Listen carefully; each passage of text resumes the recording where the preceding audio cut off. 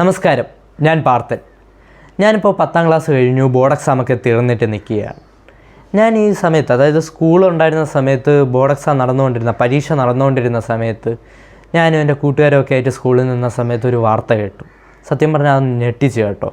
ഫെബ്രുവരി 28 തീയതിയാണ് നമ്മളെപ്പോലെ തന്നെ സ്കൂളിൽ നിന്ന് പഠിച്ചുകൊണ്ടിരുന്ന കുറച്ച് കുട്ടികൾ, 178ഓളം പെൺകുട്ടികൾ സദേൺ ഇറാനിലെ മിനാബ് എന്ന സിറ്റിയിലെ ഒരു എലിമെൻ്ററി സ്കൂളിൽ പഠിച്ചുകൊണ്ടിരുന്നവരെ അമേരിക്കയുടെ ബോംബാക്രമണത്തെ അവരെല്ലാവരും ഒറ്റ നിമിഷം കൊണ്ട് ഒന്നും അറിയാത്ത കുട്ടികൾ മരിച്ചു.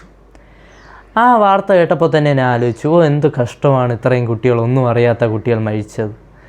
അതിനുശേഷം പരീക്ഷയൊക്കെ കഴിഞ്ഞു. പിന്നെ ഞാനൊരു ആലോചനയായിരുന്നു, എത്ര യുദ്ധം, അന്ന് തുടങ്ങിയ യുദ്ധം ഇന്നും തീർന്നിട്ടില്ലല്ലോ. അമേരിക്ക ഇറാൻ്റെ യുദ്ധം ഏകദേശം 324ഓളം കുട്ടികൾ മാത്രമായിട്ടാണ് അതിൽ മരിച്ചിട്ടുള്ളത്. അതേപോലെ തന്നെ പലസ്തീൻ യുദ്ധം, അതേപോലെ ഇപ്പോഴത്തെ സമയത്ത് ഈ കാലഘട്ടത്തിൽ ഒരുപാട് യുദ്ധങ്ങൾ നടന്നുകൊണ്ടിരിക്കുകയാണ്. നമ്മൾ എത്ര എവല്യൂഷൻ സംഭവിച്ചു, പരിണമിച്ചു, പുതിയ മനുഷ്യരായി വന്നു, എന്നിട്ടും ഈ യുദ്ധങ്ങൾക്കൊന്നും ഒരു അറുതിയുമില്ല. ഞാനപ്പോൾ വായിച്ചുകൊണ്ടിരുന്നൊരു പുസ്തകം, അതായത് വായിച്ച് തീർന്നത് glimpses of the world history, നമ്മുടെ മുൻ പ്രധാനമന്ത്രി ജവഹർലാൽ നെഹ്റുവിൻ്റെയായിരുന്നു. ആ പുസ്തകത്തിൻ്റെ ഒരു പ്രത്യേകത എന്ന് പറഞ്ഞാൽ, അത് വായിക്കുമ്പോൾ അത് ഇന്ദിരാഗാന്ധിക്ക് ജയിലിൽ കിടക്കുന്ന സമയത്ത് ഇന്ദിരാഗാന്ധിക്ക് വേണ്ടി നെഹ്റു എഴുതിയ കത്തുകളാണ് ആ പുസ്തകം മൊത്തമാക്കി വച്ചേക്കുന്നത്. അതിൽ പുള്ളി എത്ര ഒരു വിഷനറി ആയിരുന്നു. അതായത് നമ്മുടെ ചരിത്രത്തിൽ നടന്ന സംഭവങ്ങളെ, മനുഷ്യൻ്റെ പരിണാമങ്ങളെ, ഇതെല്ലാം പുള്ളി ഒരു സോഷ്യൽ സയൻറ്റിസ്റ്റിനെ പോലെയായിരുന്നു വിശകലനം ചെയ്തത്. അതിൽ പുള്ളി ഒരു കോട്ട് പറയുന്നുണ്ട്, war itself is a negation and denial of civilisation and culture. ഞാൻ അപ്പോൾ അതൊക്കെ ആലോചിച്ചുകൊണ്ടിരുന്നു, അയ്യോ, അപ്പോൾ നമ്മൾ എത്ര പരിണമിച്ചാലും എത്ര വന്നാലും നമ്മൾ ഇങ്ങനെ ആയി പോവുകയുള്ളൂ, നമ്മുടെ ഉള്ളിൽ എപ്പോഴും വയലൻസ് ആണോ കിടക്കുന്നതെന്നൊക്കെ ആലോചിച്ചു. ആ ചിന്തയിലിരുന്ന സമയത്താണ് ഒരു പുസ്തകം എൻ്റെ കയ്യിൽ കിട്ടിയത്. സത്യം പറയാമല്ലോ, മനുഷ്യരെ പറ്റിയുള്ള എൻ്റെ കാഴ്ചപ്പാടിൽ തന്നെ ആ പുസ്തകം വല്ലാത്തൊരു മാറ്റം സൃഷ്ടിച്ചിരുന്നു. ഡച്ച് ഹിസ്റ്റോറിയനും എഴുത്തുകാരനുമായ റുട്ഗർ ബ്രഗ്മാൻ്റെ ദ ഹ്യൂമൻ കൈൻഡ് എന്ന് പറയുന്ന പുസ്തകമായിരുന്നു. Humankind hopeful history.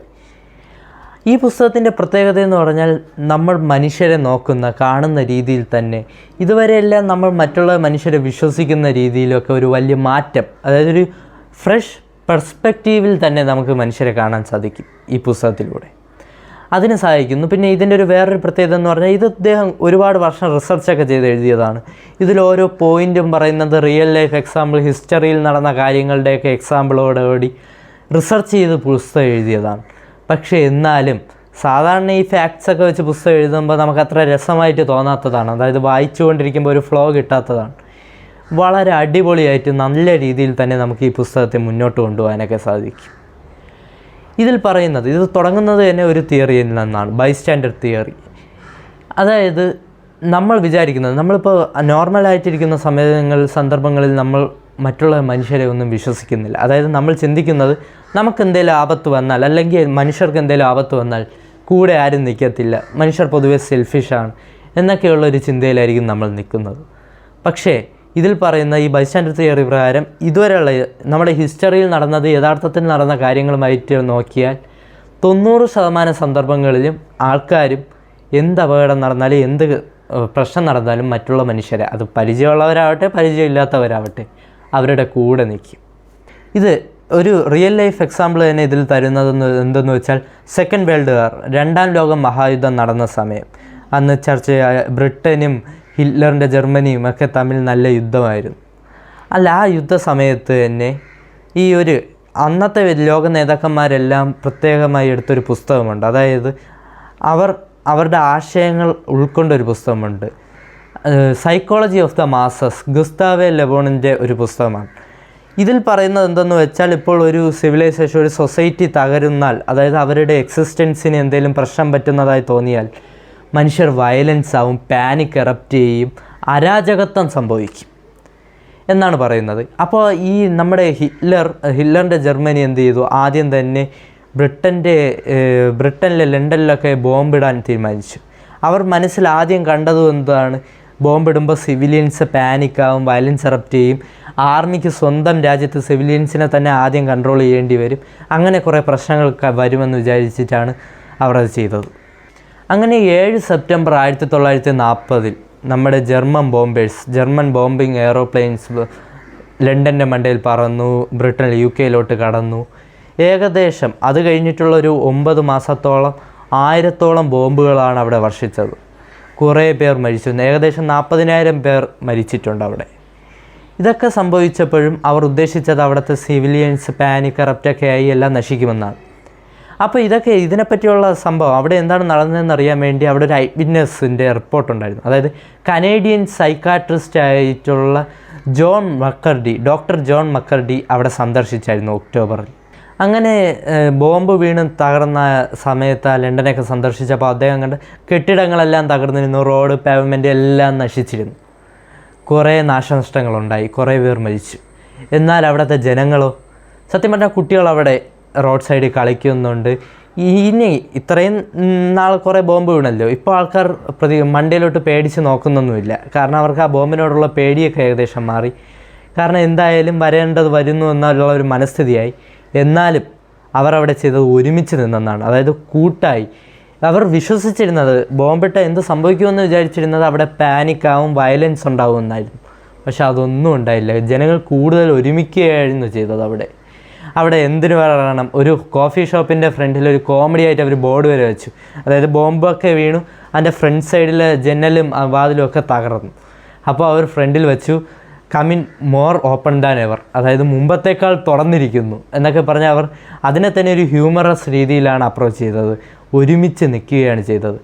ഇപ്പോൾ നടക്കുന്ന ഇറാൻ്റെ യുദ്ധ സന്ദർഭങ്ങളിലും അങ്ങനെ തന്നെയാണ്. ഇസ്രായേലും അമേരിക്കയും കൂടെ ഇറാനിൽ ബോംബിട്ടു. അവരുടെ പ്രധാന നേതാക്കന്മാരെ, പ്രസിഡൻറ്റിനെ ഉൾപ്പെടെ കൊന്നു. അവരുടെ രാജ്യത്ത് ബോംബിട്ടു. അവർ വിചാരിച്ചത് എന്താണ്, അവിടെ ആഭ്യന്തര കലാപം ഉണ്ടാവും, അവർക്കിഷ്ടമില്ലാത്ത നേതാക്കന്മാരെ കൊന്നതിൽ അവർ സന്തോഷിക്കും, അവിടെ മാറ്റങ്ങൾ സംഭവിക്കുമെന്നൊക്കെയാണ് അവർ വിശ്വസിച്ചത്. അതിനുവേണ്ടിയാണ് അവർ അവിടെ ബോംബിട്ടതും അങ്ങനെ ചെയ്തത്, മിസൈലൊക്കെ വർഷിച്ചത്. എന്നാൽ അവിടെ സംഭവിച്ചതോ, അതിനു മുമ്പ് വരെ അവിടെ പ്രശ്നം ഉണ്ടായിരുന്നു. പക്ഷേ ഇതിന് ശേഷം അവരെല്ലാവരും കൂടെ ഒരുമിച്ച് നിന്നു, ഒറ്റക്കെട്ടായിട്ട് നിന്നു. അതാണ് മനുഷ്യൻ്റെ പ്രത്യേകത. ഒരു പ്രശ്നം വന്നാൽ നമ്മളെല്ലാവരും ഒരുമിച്ച് നിൽക്കും, ഒറ്റക്കെട്ടായിട്ട് നിൽക്കും. ഇവിടെ 2018 നമ്മുടെ കേരളത്തിൽ പ്രളയം വന്നപ്പോഴും ഇതൊക്കെയല്ലേ സംഭവിച്ചത്. തോമസ് ഹോബ്സ് ഒരു തിയറി പറയുന്നുണ്ട്, വെനീർ തിയറി. അതായത് നമ്മുടെ സിവിലൈസ്ഡ് ലൈഫും നമ്മൾ മാന്യമായി മര്യാദയ്ക്ക് ജീവിക്കുന്ന ലൈഫെല്ലാം ഒരു തിൻ ലെയറാണ്, വെനീറാണ്. അതിൻ്റെ താഴെ മനുഷ്യൻ സെൽഫിഷാണ്, ബീസ്റ്റാണ്, അതായത് ഒരു മൃഗത്തെ പോലെ പെരുമാറുന്നവനാണ്, വയലൻ്റാണ് എന്നൊക്കെ പറഞ്ഞൊരു തിയറിയുണ്ട്. ഇത് ഏറെക്കാലം നിലനിന്നിരുന്നൊരു സാധനമാണ്. പക്ഷേ നമ്മൾ ഇപ്പോൾ ശാസ്ത്രലോകം അതിനെ വിലയിരുത്തുന്നു, അങ്ങനെ തന്നെയാണോ, നമ്മൾ മനുഷ്യർ യഥാർത്ഥത്തിൽ അത് തന്നെയാണോ? എല്ലാ പ്രശ്നങ്ങളും ഇതുവരെ നടന്ന ചരിത്ര സംഭവങ്ങളും എല്ലാം നമുക്ക് തെളിവ് തരുന്നത് എന്തു വന്നാലും മനുഷ്യർ ഒരുമിച്ച് നിൽക്കുന്നുവെന്നാണ്. അതായത് നിലനിൽപ്പിൽ എന്തെങ്കിലും പ്രശ്നം വരുമ്പോൾ മനുഷ്യർ അവിടെ ഒരുമിച്ച് നിൽക്കുമെന്നാണ്. മനുഷ്യ ഒരു സോഷ്യൽ ബീയിങ് ആണ്, അതായത് സാമൂഹ്യ ജീവി. അപ്പോൾ എന്ത് കാര്യത്തിനും നമ്മൾ കൂട്ടായി പരിശ്രമിക്കും, ഒരുമിച്ച് നിൽക്കണം. അപ്പോൾ നമുക്ക് വയലൻ്റ് ഇൻക്ലൂഡ് ചെയ്യാൻ, നമ്മൾ ദൂരെ നിന്ന് ഒരിടത്ത് മിസൈലിടാൻ, ഇപ്പോൾ സ്കൂളിൻ്റെ കാര്യം തന്നെ പറഞ്ഞ പോലെ ദൂരെ നിന്ന് ഒരിടത്ത് മിസൈലിടാൻ എളുപ്പമാണ്. പക്ഷേ ഒരാളുടെ മനസ്സിൽ കണ്ണിൽ നോക്കി അയാളെ കൊല്ലാൻ എളുപ്പമാണോ? ഈ പുസ്തകത്തിൽ പറയുന്നുണ്ട് അതിനെപ്പറ്റി. അതായത് മനുഷ്യൻ വയലൻ്റ് അല്ല. മറ്റൊരാളെ കൊല്ലാനും നമുക്ക് എളുപ്പത്തിൽ പറ്റുന്ന കാര്യമല്ല മറ്റൊരാളെ കൊല്ലുന്നതെന്നുള്ളത്. അത് മനുഷ്യൻ്റെ നാച്ചുറൽ കാര്യമല്ല. നമ്മൾ മനുഷ്യർ യഥാർത്ഥത്തിൽ നാച്ചുറലായിട്ട് ഹോണസ്റ്റാണ്. അതായത് മറ്റുള്ളവരെ സ്നേഹിക്കുന്നവരാണ്, സ്വന്തം വർഗത്തെ ഇഷ്ടപ്പെടുന്നവരാണ്. ഒരു കഥയുണ്ട്, അതായത് ഈ പുസ്തകത്തിനുള്ളത് തന്നെ കഥയാണ്. ഒരു വയസ്സായ കിഴവൻ വയ്യാതെ കിടക്കുന്നു, അസുഖം പിടിച്ച് കിടക്കുന്നു. അപ്പോൾ കൊച്ചുമോൻ അപ്പൂപ്പൻ്റെ അടുത്ത് നിന്നു ചോദിച്ചു, അപ്പൂപ്പൻ എന്താണ് പ്രശ്നം? അപ്പോൾ അപ്പൂപ്പൻ പറയുന്നു, മോനെ, എൻ്റെ ഉള്ളിൽ 2 ചെന്നായയുണ്ട്. അതിൽ ഒരു ചെന്നായ നീതിയില്ലാത്തവനാണ്, അത് വയലൻ്റാണ്, ബീസ്റ്റാണ്, മറ്റുള്ളവരെ സ്നേഹിക്കാത്തവരാണ്. പക്ഷെ ഒരു ചെന്നായ എന്താണ്, നന്മയുള്ളവനാണ്, കൈൻഡ്ലിയസ്റ്റാണ്, എമ്പതി ഉള്ളവനാണ് എന്നൊക്കെ പറയും. അവർ രണ്ടുപേരും തമ്മിൽ അടികൂടെയാണ്. അതാണ് പ്രശ്നം. അപ്പോൾ കൊച്ചുമോൻ ചോദിച്ചു, അപ്പോൾ അപ്പൂപ്പ അങ്ങനെയാണെങ്കിൽ ഏത് ചെന്നായായിരിക്കും ഇപ്പോൾ ജയിക്കുന്നത്? അപ്പോൾ അപ്പൂപ്പൻ പറയുന്നു, ഞാൻ ഏതിനാണോ തിന്നാൻ കൊടുക്കുന്നത് അതാണ് ജയിക്കുന്നത്. അതുതന്നെ നമ്മുടെ മനസ്സിൽ നമ്മൾ എന്താണ് വിചാരിക്കുന്നത്, അതായത് നമ്മൾ ചുറ്റുമുള്ളവരെ എങ്ങനെയാണ് കാണുന്നത്, അതേപോലെ തന്നെയാണ് നമുക്ക് പെരുമാറാനും പറ്റുന്നത്, നമ്മളാവുന്നത്. നിങ്ങൾക്ക് അറിയാവുന്ന പോലെ തന്നെ ഹോമോസാപ്പിയൻസ്, അതായത് നമ്മൾ മനുഷ്യവംശം ഹോമോസാപ്പിയൻസ് ഉണ്ടായിരുന്നു, നിയാണ്ടർതാൽസ് ഉണ്ടായിരുന്നു, ഹോമോ എറക്ടസ് ഉണ്ടായിരുന്നു, അങ്ങനെ കുറേ ജനുസുകളുണ്ടായിരുന്നു. എന്നാൽ ഇപ്പോൾ നമ്മൾ ഹോമോസാപ്പിയൻസ് ഈ ലോകം കീഴടക്കിയത് എങ്ങനെയാണ്? കൂട്ടായ പരിശ്രമത്തിലൂടെയാണ്. അതായത് ഈ നിയാൻഡർതാളിന് നമ്മളത്ര ശക്തിയുണ്ട്, അതായത് ബാക്കിയുള്ള വംശങ്ങൾക്ക് നമ്മളത്ര ശക്തിയും ഏകദേശം ബുദ്ധിയും ഉണ്ടെന്നൊക്കെ തന്നെയാണ് ഇപ്പോഴത്തെ തെളിവ് വെച്ച് നമുക്ക് മനസ്സിലാക്കാൻ പറ്റുന്നത്. എന്നാലും നമ്മൾ ഒരുമിച്ച് നിന്നവരാണ്. അതായത് ചുറ്റുമുള്ള ഹോമോസാപ്പിയൻസിനെ എല്ലാം ഒരു കഥയിലൂടെ നമ്മൾ ഒരുമിച്ച് കൂട്ടി എല്ലാ കാര്യത്തിലും ഒരുമിച്ച് നിന്നു. അങ്ങനെയാണ് നമ്മൾ മുന്നോട്ട് വന്നത്. അങ്ങനെയാണ് നമ്മൾ ഈ ലോകം കീഴടക്കിയത്. അതുപോലെ തന്നെയാണ് നമ്മൾ സ്വയം മറ്റുള്ളവരെ വിശ്വസിച്ചാൽ മതി. ആരും അന്യരായിട്ട് കാണണ്ട. ഇപ്പോൾ ഒരാളുടെ സ്ഥാനത്ത് ഞാനായിരുന്നെങ്കിൽ എന്തായിരിക്കും സംഭവിക്കുന്നത് എന്ന് ചിന്തിച്ചാൽ തന്നെ ഈ ലോകം നന്നാവും. അപ്പോൾ തന്നെ ഈ യുദ്ധത്തിൻ്റെ കാര്യത്തിലും മറ്റുള്ള കാര്യങ്ങളിലൊക്കെ നമുക്ക് ഒരുപാട് പരിഹാരം കിട്ടും. നമ്മളൊരു സ്ട്രക്ചറിൻ്റെ അകത്ത് പെട്ട് ജീവിക്കേണ്ടവരല്ല. അതായത് ഇപ്പോൾ ഒരു ചുറ്റുപാട് സൂപ്പർവിഷൻ ഇല്ലെങ്കിൽ നമ്മൾ തെറ്റായിപ്പോവും, നമ്മൾ വയലൻ്റായിപ്പോവും, അരാജകത്വം സൃഷ്ടിക്കുമെന്നൊന്നും വിചാരിക്കേണ്ട കാര്യമല്ല. നമ്മൾ യഥാർത്ഥത്തിൽ ഉള്ളിൽ നല്ലവരാണ്, നന്മയുള്ളവരാണ്. സർവൈവൽ ഓഫ് ദ ഫിറ്റസ്റ്റ് എന്നാണല്ലോ നമ്മളിതുവരെ കേട്ടിട്ടുള്ളത്. എന്നാൽ ഇപ്പോൾ ഒരു പുതിയ തിയറിയിൽ പറയുന്നത് സർവൈവൽ ഓഫ് ദ ഫ്രണ്ട്ലിയസ്റ്റ് എന്നാണ്. ഏറ്റവും കൂടുതൽ ഇടപെടുന്നവരുടെ, സമൂഹത്തിൽ ജീവിക്കുന്നവർ വംശമായിരിക്കും കൂടുതൽ മുന്നോട്ട് പോകുന്നത്, അവരായിരിക്കും കൂടുതൽ ജീവിക്കുന്നത്. ഇതൊക്കെ നമുക്ക് മനസ്സിലാക്കാൻ പറ്റുന്നത്, ഇതൊക്കെ ഉൾക്കൊണ്ട് നമ്മൾ ഇനിയുള്ള കാലത്ത് ഇനിയുള്ള തലമുറയും ഇതൊക്കെ മനസ്സിലാക്കിയാൽ യുദ്ധങ്ങളുടെ കാര്യത്തിലൊക്കെ ഒരുപാട് പരിഹാരങ്ങൾ ഉണ്ടാക്കാൻ പറ്റുമെന്നുള്ളതാണ്.